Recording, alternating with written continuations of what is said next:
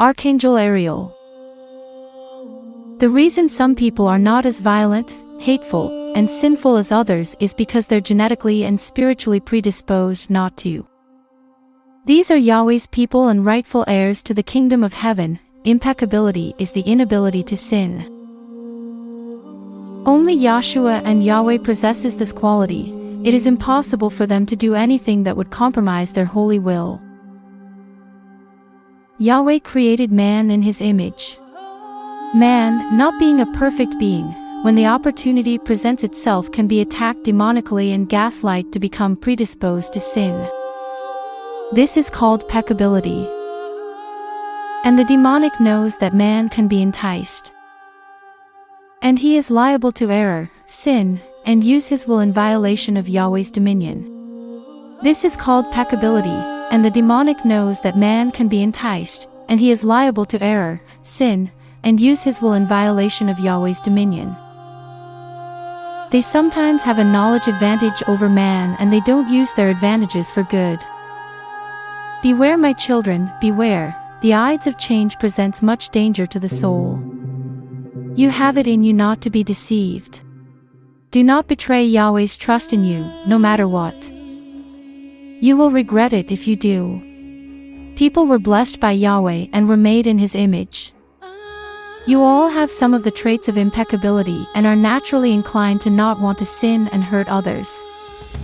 Demons know the difference in not being drawn to sin and being incapable of sinning. It sounds similar in communication, but differs greatly in meaning. So the demonic whisperers eavesdrop on the thoughts of man at every turn, and are attacking every moment of the day. They are relentless in their efforts to violate the mind and thoughts of people, thus mocking Yahweh by constantly confusing and deceiving his most valuable and beloved creation, mankind. Do not do unholy things. Though they may tell you the reward is great to sin, actually, it's just a mere delusional trick that has no value, and you will enter the dimension of misery for your deeds.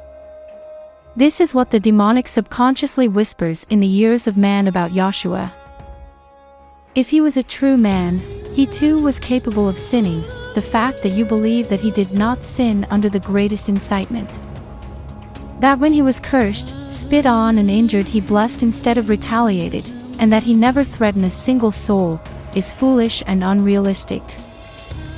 They further say temptation implies the possibility of sin.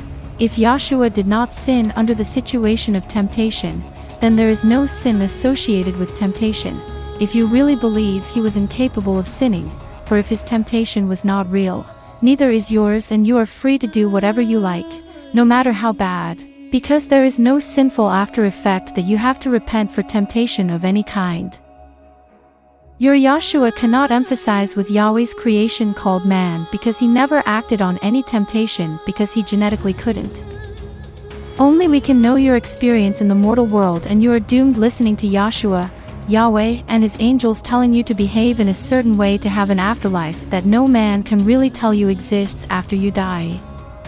But you can live in bliss and have heaven on earth right now with us. Join us and watch your life turn around in an instant. Watch the money flow, seize the moment, nothing else matters. Never ever be misled by such demonic foolishness. Your soul matters, and there is an afterlife. Yahshua has supernatural intelligence, supernatural interaction with man, supernatural understanding, supernatural emotional bonding and suffrage, supernatural forgiveness, but most of all a supernatural love for man.